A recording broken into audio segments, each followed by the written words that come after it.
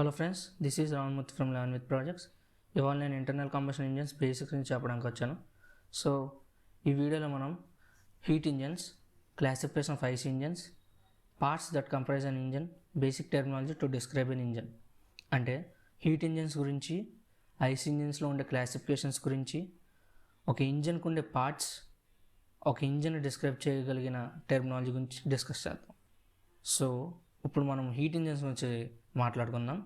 ఏమైనా ఇంజన్కి కానీ మెషిన్కి కానీ హీట్ అనేది ఇన్పుట్ కింద ఇస్తే అది మనకి వర్క్ ఇవ్వాలి. సో దాన్ని హీట్ ఇంజన్ అంటాం.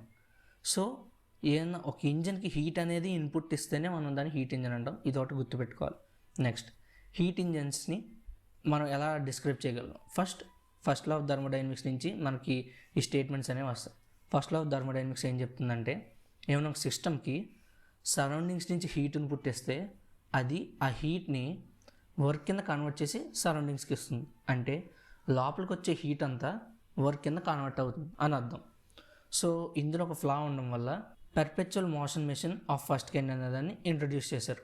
ఇందులో ఏం చెప్తున్నారంటే, ఒక మెషిన్ కానీ ఇంజిన్ కానీ హీట్ అనేది నువ్వు కంప్లీట్గా ఇస్తే అది నీకు కంటిన్యూస్గా వర్క్ అనేది ఇవ్వదు, అందులో కొద్ది లాసెస్ ఉంటాయి అని చెప్తుంది. సో దాన్ని బట్టి మనం హీట్ ఇంజిన్ ఎలా డిస్క్రైబ్ చేస్తాం? ఏమైనా ఇంజన్కి మనం హీట్ అనేది ఇన్పుట్ ఇస్తున్నప్పుడు మనకి రిక్వైర్డ్ అమౌంట్ ఆఫ్ వర్క్ వస్తుంది, విత్ మనకు కొద్దిగా లాసెస్తో హీట్ పోతుంది అనమాట. అది ఒక హీట్ ఇంజన్ డిస్క్రైబ్ చేస్తాం. సో జనరల్గా హీట్ ఇంజన్స్లో external combustion engines, internal combustion engines అని 2 టైప్స్ ఉన్నాయి.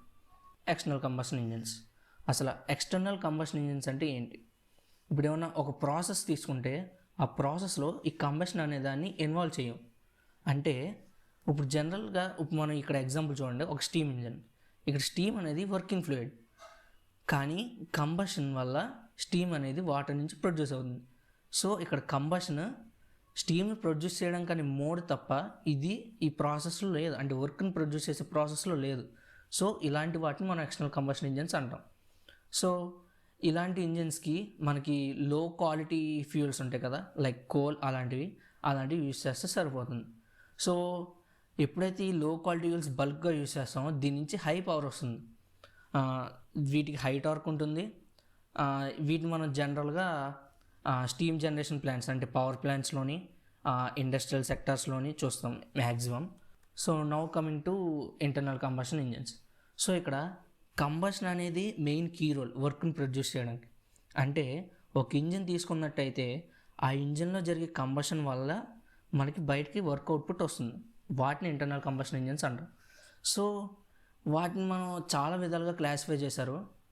ఒక విధంగా చూసుకుంటే ఇక్కడ కంప్రెస్డ్ ఇగ్నిషన్ ఇంజన్స్ ఉన్నాయి, స్పార్క్ ఇగ్నిషన్ ఇంజన్స్ ఉన్నాయి.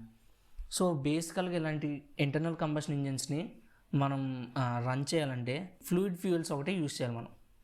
సో లైట్ లిక్విడ్ ఫ్యూయల్స్ని పెట్రోల్ ఇంజిన్స్ అని, హెవీ ఫ్యూయల్స్ని డీజిల్ ఇంజిన్స్ అని, అలా కంపారిజన్స్ ఉన్నాయి. సో ఇప్పుడు మనం క్లాసిఫికేషన్ ఆఫ్ ఐసీ ఇంజిన్స్ చూద్దాం. సో క్లాసిఫికేషన్లో వచ్చేసేపాటికి వాటి సైకిల్ ఆఫ్ ఆపరేషన్ వల్ల 2 టైప్స్ ఉన్నాయి, 2 స్ట్రోక్ ఇంజిన్స్, 4 స్ట్రోక్ ఇంజిన్స్. వాటి సిలిండర్ అరేంజ్మెంట్ వల్ల 4 టైప్స్ ఉన్నాయి, horizontal, vertical, V type, radial engines.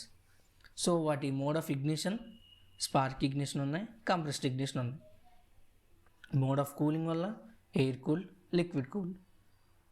Fuels use చేయడం వల్ల petrol engines, diesel engines, gas engines, kerosene engines, oil engines ఉన్నాయి.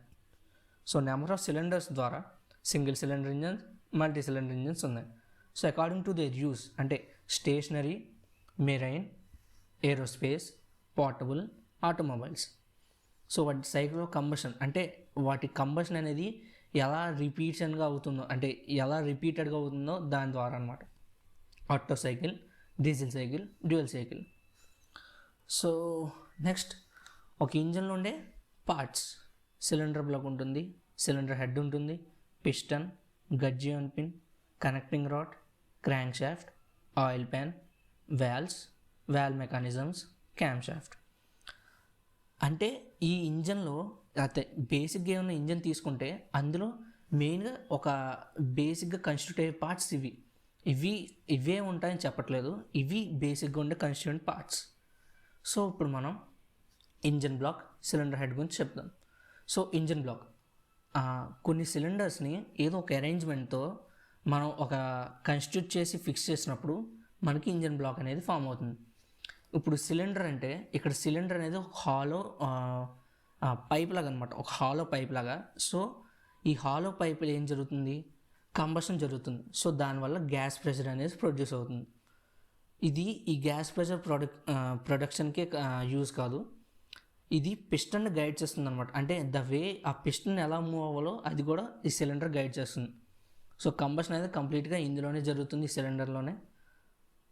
అది సిలిండర్ బ్లాక్ వచ్చేసేపటికి. Cylinder head now. ఇప్పుడు ఈ సిలిండర్ బ్లాక్ పైన ఉండేది అంతా ఫ్రీ స్పేస్. సో ఫ్రీ స్పేస్ని కవర్ చేయడానికి వీటిని రెగ్యులేట్ చేసే వాల్వ్స్ అన్నిటిని ఒక మోడ్లో పెట్టడానికి ఈ సిలిండర్ హెడ్ అనేది యూజ్ చేస్తాం. సో ఇప్పుడు ఆ కంబషన్ జరిగినప్పుడు హీట్ అనేది ఏమైతే ప్రొడ్యూస్ అవుతుందో ఆ సిలిండర్ బ్లాక్ నుంచే కాదు, ఈ సిలిండర్ హెడ్ నుంచి కూడా హీట్ ట్రాన్స్ఫర్ జరుగుతుంది. సో ఇప్పుడు మనం పిస్టన్, గడ్జియాన్ పిన్, కనెక్టింగ్ రాడ్ గురించి మాట్లాడుతాం. ఈ పిస్టన్ అనేది మెయిన్గా ఉండే రెసిప్రొకేటింగ్ పార్ట్. రెసిప్రొకేటింగ్ అంటే లీనియర్ మోషన్ అనమాట, ఓన్లీ ఫ్రంట్ ఆర్ బ్యాక్ అలా ఆ మూమెంట్లోనే ఉంటుంది. ఈ రెసిప్రొకేటింగ్ పార్ట్ అనేది ఈ పిస్టన్ అనేది ఒకే ఒక రెసిప్రొకేటింగ్ పార్ట్ ఐసీ ఇంజన్లో. అంటే ఎప్పుడైతే కంబషన్ జరుగుతుందో ఆ కంబషన్ ప్రెషర్ వల్ల ఈ పిస్టన్ అనేది కిందకు మూవ్ అవుతుంది. సో దాని ద్వారా ఆ ప్రొడ్యూస్ అయిన థ్రస్ట్ని మనం క్రాంక్ షాఫ్ట్కి ఇవ్వాలి. క్రాంక్ షాఫ్ట్ అనే దాని గురించి నెక్స్ట్ డిస్కస్ చేద్దాం. సో ఇప్పుడు కనెక్టింగ్ రాడ్. ఈ కనెక్టింగ్ రాడ్కి 2 ends ఉంటాయి, small end, big end. Small end piston connect అయి ఉండాలి, big end crank shaft connect చేస్తాం. ఈ కనెక్టింగ్ రాడ్ ఈ రెసిప్రొకేటింగ్ మోషన్ అయితే ఏదైతే ఉందో అది రొటేటరీ మోషన్కి కంప్లీట్గా మారుస్తుంది. ఇదొక మీడియం, ఇదొక మధ్యలో ఉండే లింక్ ద్వారా ఈ రెసిప్రొకేటింగ్ మోషన్ రొటేటరీ మోషన్ కింద కన్వర్ట్ చేస్తుంది. సో ఇది కనెక్టింగ్ రాడ్ పిస్టన్కి కనెక్ట్ అయి ఉండాలంటే ఏదో ఒక పాయింట్ ఆఫ్ యాక్సిస్ ఉండాలి. సో ఒక హోల్ గ్రూవ్ చేశారు, ఆ హోల్లో ఇది ఫిక్స్ చేయడానికి గడ్జాన్ పిన్ అనేది వాడతాం. ఈ గడ్జాన్ పిన్ అనొచ్చు లేదా పిస్టన్ పిన్ అని అనొచ్చు. క్రాంక్ షాఫ్ట్, ఆయిల్ ప్యాన్ గురించి మాట్లాడుకుందాం. ఇప్పుడు పిస్టన్ వల్ల రెసిప్రొకేటింగ్ మోషన్ వస్తుంది కదా, అది కనెక్టింగ్ రాడ్ ద్వారా క్రాంక్ షాఫ్ట్కి వస్తుంది. ఈ క్రాంక్ షాఫ్ట్ అది రొటేటరీ మోషన్ కింద మార్చుకుంటుంది. దాని తర్వాత అది మనం వర్క్ని మనం ఎలా డెలివర్ చేసుకున్నాం దాన్ని బట్టి దాని మోడ్ ఉంటుంది. ఇది మనం సిలిండర్ బ్లాక్కి మౌంట్ చేస్తాం, అంటే మౌంటింగ్ అంటే దాన్ని ఒక క్లాంప్ చేస్తాం, అది బేరింగ్స్ యూస్ చేసుకుని క్లాంప్ చేస్తాం మనం. సో నెక్స్ట్ కింద చూసారు కదా ఆయిల్ ప్యాన్. ఈ ఆయిల్ ప్యాన్ లూబ్రికేటింగ్ ఫ్లూయిడ్ మొత్తం స్టోర్ చేస్తుంది. అది ఎందుకంటే ఒక ఇంజన్లో మెషిన్ మెంబర్స్ ఉంటాయి, అంటే మెకానికల్ మెషిన్ మెంబర్స్, ఒకదానికి ఒకటి లింక్ ఉంటుంది కాబట్టి రెండాటి మధ్య ఫ్రిక్షన్ జనరేట్ అవుతుంది. సో ఆ ఫ్రిక్షన్ని రెడ్యూస్ చేయడానికి ఈ లూబ్రికేటింగ్ ఆయిల్ వాడాలి. సో ఈ లూబ్రికేటింగ్ ఆయిల్ అంతా ఈ ఆయిల్ ప్యాన్లో ఉంటుంది. ఎప్పుడైతే ఆ ఇంజన్ అనేది యూసేజ్లోకి వస్తుంది, అంటే రన్ అవుతుందో, ఆ రన్నింగ్ కండిషన్లో ఇది డిస్ట్రిబ్యూట్ చేస్తుంది. సో ఆ మోడ్ ఆఫ్ డిస్ట్రిబ్యూషన్స్, ఆ లూబ్రికేటింగ్ సర్క్యూట్స్ అన్నీ ఎలా ఉంటాయో నెక్స్ట్ క్లాస్లో డిస్కస్ చేద్దాం. So valve mechanisms. సో ఇప్పుడు మనం కంబషన్ జరుగుతుందంటే మనకు లోపలికి ఫ్యూయల్ ఎయిర్ మిక్చర్ అనేది రావాలి. సో ఫ్యూయల్ ఎయిర్ మిక్చర్ రావడానికి ఏదో గైడ్ చేయాలి. కంటిన్యూస్గా ఫ్యూయల్ ఎయిర్ మిక్చర్ వస్తే కంబషన్ జరగదు కాబట్టి ఈ వాల్వ్స్ అనేవి ఒక ఇంజన్కి డోర్స్ కింద యాక్ట్ చేస్తాయి అన్నమాట. సో ఇవి డోర్స్ కింద యాక్ట్ చేస్తున్నాయి, కానీ వీటిని రెగ్యులర్గా గైడ్ చేసేవి ఉండాలి. సో వీటిని రెగ్యులర్గా గైడ్ చేసేవి రాక్ రామ్స్. ఈ రాక్ రామ్స్ 2 armsలా స్ట్రెచ్ అయి ఉంటాయి. ఇన్ ప్రయర్ కేసెస్ ఒక ఆర్మ్ లేదా ఒక ఫింగర్ కిందకి మనం పెన్ అయితే ఎలా పుష్ చేస్తున్నాం చేత్తో, అలాగది ఒక వాల్వ్ని కిందకి ప్రెస్ చేస్తుంది. సో దాని ఎక్స్టెండింగ్ సర్ఫేసెస్ని మనం ఇక్కడ ఆర్మ్స్ కింద పిలుస్తాం. So valve cover. ఈ వాల్వ్ కవర్ ఈ సిలిండర్ హెడ్ మీద ఉంటుంది. అంటే ఇక్కడ సిలిండర్ హెడ్ మీద ఈ valves, cam shaft, rock Rams అన్ని ఫిక్స్ చేస్తాం కాబట్టి అవి బయటికి ఎక్స్పోజ్ అవ్వకూడదు. సరౌండింగ్స్ ఎక్స్పోజ్ అయితే ఆ డస్ట్ అనేది ఏముంటుందో వీటికి ఉండే ఆయిల్ పార్ట్స్కి అంటుకుని సో వాటికి మాల్ ఫంక్షన్స్ అవుతాయి. దానివల్ల ఇంజన్ అనేది సరిగ్గా కండిషన్లో ఉండదు. సో మనం అలాంటప్పుడు కవర్ యూస్ చేయాలి. సో అలాంటి వాటికి వాల్వ్ కవర్స్ యూస్ చేస్తాం. సో ఇది cam shaft. So cam shaft అనేది కంటిన్యూస్గా వచ్చే మోషన్ని ఇంటర్వెల్స్లోనే పవర్ ఇస్తుందన్నమాట. సో ఒక సర్కిల్ లేదా స్పియర్ కానీ తీసుకుంటే దాని మీద ఏమైనా మౌంట్ చేసి తిప్పినప్పుడు మనకు మోషన్ అనేది ఉండదు. సో అందులో ఏమైనా అప్ అండ్ డౌన్స్ ఉంటే అప్పుడు మనకి అప్పర్ మోషన్ మూమెంట్ అనేది తెలుస్తుంది. సో ఇవి కూడా అంతే. ఈ సర్క్యులర్ సర్ఫేసెస్ మీద ఏదైనా ఉన్నప్పుడు ఆ మోషన్ అనేది ఉండదు, ఇది రొటేట్ అవుతుందని సేపు. ఎప్పుడైతే ఇక్కడ పీక్ ఎడ్జెస్ పైకి లెగుస్తాయో అప్పుడు మనకు మోషన్ అనేది తెలుస్తుంది. జనరల్గా ఇది క్రాంక్ షాఫ్ట్కి ఫిక్స్ చేస్తారు బెల్ట్ ద్వారా కానీ చైన్ డ్రైవ్ ద్వారా కానీ. వాటికి గేర్స్ అని కనెక్ట్ చేసి వాటికి మౌంట్ చేస్తారు. జనరల్గా 1:2 అనే రేషియోలో ఉంటాయి 4 స్ట్రోక్ ఇంజన్స్కి. అదే 2 స్ట్రోక్ ఇంజన్స్కి అయితే అసలు క్యామ్ షాఫ్ట్స్ ఏం వాడడం, డైరెక్ట్గా పోర్ట్స్ ఉంటాయి, పోర్ట్స్ ద్వారా ఈ ఇగ్నిషన్ లాంటివి జరుగుతాయి. ఇప్పుడు బేసిక్ టెర్మినాలజీ. ఈ టెర్మినాలజీ ఒక ఐసీ ఇంజన్లో ఉండే బేసిక్ టెర్మినాలజీ ఏంటంటే బోర్, స్ట్రోక్, టీడీసీ అంటే top dead centre, BDC bottom dead centre, clearance volume, swept volume, compression ratio, piston speed, intake manifold, exhaust manifold. వీటి గురించి వస్తే సో ఇక్కడ ఎజ్యూమ్ చేయండి, ఇదొక సిలిండర్ బ్లాక్, ఇదొక సిలిండర్ హెడ్, ఇది పిస్టన్, గడ్జియాన్ పిన్, కనెక్టింగ్ రాడ్. ఇది అనేది ఒక 2 టైప్స్ కింద ఉంది. ఒకవేళ పెట్రోల్ ఇంజిన్స్కి అయితే స్పార్క్ ప్లగ్, డీజిల్ ఇంజిన్స్కి అయితే ఇంజెక్టర్స్ లాగా ఉంటాయి. వాటి వర్కింగ్ అయింది నెక్స్ట్ క్లాస్లో చెప్తాను. సో ఇవి మ్యానిఫోల్డ్స్. ఇది టీడీసీ, ఇది బీడీసీ. సో దీని గురించి చెప్పేటప్పుడు ఒక చిన్న సిమ్యులేషన్ లాగా, ఇప్పుడు మనం ప్రొజెక్టైల్ మోషన్స్లో ఏమన్నా ఒక స్టోన్ని గాల్లో విసిరినప్పుడు అది పైకి ఒక హైట్కి రీచ్ అయ్యి ఆ హైట్ నుంచి మళ్ళీ లోవర్ అయిపోతుంది. అంటే ఈ మ్యాక్సిమం హైట్లో ఏమవుతుందంటే దీని వెలాసిటీ అనేది 0 అయిపోతుంది కదా. సో సేమ్ అనమాట, ఎప్పుడైతే ఇంజన్ మోషన్లో ఉంటుందో ఈ పిస్టన్ అనేది హైయెస్ట్ పాయింట్ రీచ్ అవుతుంది సిలిండర్లో. సో దీని తర్వాత మళ్ళీ కిందకి రిటార్డ్ అవుతుంది అనమాట. ఈ హైయెస్ట్ పాయింట్ని మనం టాప్ డెడ్ సెంటర్ అంటాం. సేమ్ అలాగే ఈ సిలిండర్ బాటమ్ పార్ట్కి వచ్చినప్పుడు కూడా అది మళ్ళీ అక్కడి నుంచి మళ్ళీ పైకి రైజ్ అవ్వడం మొదలవుతుంది, అది బాటమ్ డెడ్ సెంటర్ అంటాం. సో ఈ టాప్ డెడ్ సెంటర్కి బాటమ్ డెడ్ సెంటర్కి మధ్యలో వచ్చే డిస్టెన్స్ని స్ట్రోక్ లెంత్ అంటాం. సో ఈ స్ట్రోక్ లెంత్ ద్వారా కూడా మనకి ఇంజన్ కెపాసిటీస్ అన్నీ మారుతాయి. సో నెక్స్ట్ ఈ సిలిండర్ అయితే ఏముందో దాన్ని కట్ చేసుకున్నాం అనుకో, ఒక క్రాస్ సెక్షన్ వస్తుంది అనమాట, అది circular cross section. So circular cross section మనం చేసే డైమెన్షనింగ్ డయామీటర్. సో దాన్ని ఇక్కడ మనం బోర్ అని చెప్తాం. సో నెక్స్ట్, కాకపోతే ఇక్కడ చూసారు కదా ఇంజన్ బ్లాక్ ఇంతవరకు ఉంది కానీ టాప్ డెడ్ సెంటర్ ఇక్కడ వరకు ఉంది. సో ఈ మధ్యలో వాల్యూమ్ మిగులుతుంది,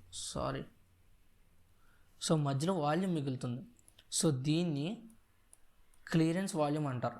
ఈ క్లియరెన్స్ వాల్యూమ్లో కంబషన్ అనేది జరుగుతుంది. సో ఈ టాప్ డెడ్ సెంటర్ నుంచి ఈ బాటమ్ డెడ్ సెంటర్ వరకు ఉండే వాల్యూమ్ని స్వెప్ట్ వాల్యూమ్ అంటారు. అంటే పిస్టన్ ఎంతవరకు మూమెంట్ అయ్యి ఎంత వాల్యూమ్ కవర్ చేస్తుంది అన్న దాన్ని స్వెప్ట్ వాల్యూమ్ అని చెప్తారు. సో ఈ total swept volume plus clearance volume మనం టోటల్ వాల్యూమ్ కింద చెప్తాం. నెక్స్ట్ ఈ మ్యానిఫోల్డ్స్.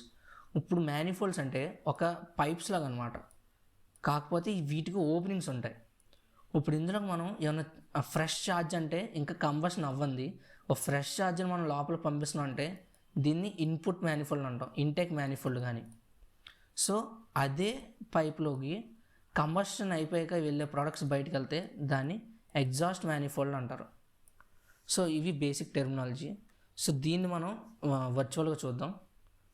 సో ఇది మేము డిజైన్ చేసుకున్నది ఒక క్రాస్ సెక్షన్ తీసుకున్నాం. సో దాన్ని బట్టి ఇప్పుడు ఏం చెప్తామంటే ఇది పిస్టన్, ఇది సిలిండర్ బ్లాక్, ఇది క్రాంకేస్ లేకపోతే ఆయిల్ ప్యాన్ అని అంటాం, స్మాల్ ఇంజిన్స్ కాబట్టి క్రాంకేస్ అని చెప్తాం. సో ఇది క్రాంక్ షాఫ్ట్, ఇది కనెక్టింగ్ రాడ్, ఇక్కడ చూస్తే ఇక్కడ కనిపిస్తుంది గడ్జియాన్ పిన్. సో ఇవి జనరల్గా ఉండే బేసిక్ పార్ట్స్. ఇప్పుడు మనం మాట్లాడుకున్న టెర్మినాలజీని ఇక్కడ చూద్దాం. సో ఇది లీస్ట్ పాయింట్. దీని తర్వాత అనేది ఎంత రొటేట్ చేసినా కిందకి వెళ్ళట్లా. సో లీస్ట్ పాయింట్ మనం బాటమ్ డెడ్ సెంటర్ అని చెప్తాం. సో మళ్ళీ రొటేట్ చేసినప్పుడు పైకి వెళ్తుంది. సో ఇక్కడ ఒక పొజిషన్ వస్తుంది చూడండి, దీనికి మించి ఇంకా హైట్ పెరగదనమాట. సో ఈ పాయింట్ని టాప్ డెడ్ సెంటర్ అంటాం. సో నెక్స్ట్ ఈ టాప్ డెడ్ సెంటర్కి ఈ ఎండ్ ఆఫ్ ద బ్లాక్ ఉండే మధ్య వాల్యూము క్లియరెన్స్ వాల్యూమ్ చెప్తాం. నెక్స్ట్ ఇది టాప్ డెడ్ సెంటర్ కాబట్టి ఈ టాప్ డెడ్ సెంటర్ నుంచి బాటమ్ డెడ్ సెంటర్కి వచ్చేసేపాటికి ఆ డిస్టెన్స్ని స్ట్రోక్ అని చెప్తాం. సో ఇది ఇలా చూస్తే ఒక circle, half circle, semi circle కాబట్టి ఇదేంటి బోర్ అని చెప్పచ్చు. ఒక సిలిండర్కి ఉండే బోర్ చెప్పాం కదా, సర్క్యులర్ క్రాస్ సెక్షన్ వస్తుందని, అది బోర్. ఇంకా సో ఇది తిరిగే వాల్యూము స్వెప్ట్ వాల్యూమ్, ఆ పైన ఉండేది clearance volume, stroke length, TDC, BDC. So ఇవి జనరల్గా ఉండే ఇందులో బేసిక్ టెర్మినాలజీస్. ఇలాంటి మరిన్ని వీడియోస్ మళ్ళీ కొత్తగా నేర్చుకోవాలనుకుంటే లర్న్ విత్ ప్రాజెక్ట్స్ జాయిన్ అవ్వండి.